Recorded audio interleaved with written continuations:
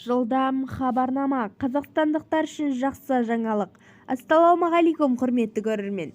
Егер жаңалықтарды алғашқылар қатарында білгіңіз келсе, онда арнамыздағы подписаться жайында бір ғана лайк түймесін баса кетіңіз. Батыс Қазақстанда ереуілге шыққан құрылыс компаниясы жұмысшыларының жалақысы көтеріледі. ККС Секум ірі құрылыс компаниясы 600-ге жуық қызметкерлері жалақысын 50%-ға көтеруді және де еңбек жағдайларын жақсартуға талап етіп, жұмысқа шықпай қойды.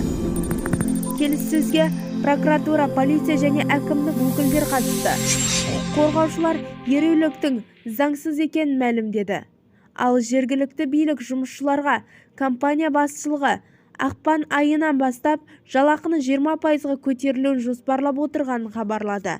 Бізді тамашалауды жалғастырыңыз және де достарыңызға бөлісуді ұмытпаңыздар.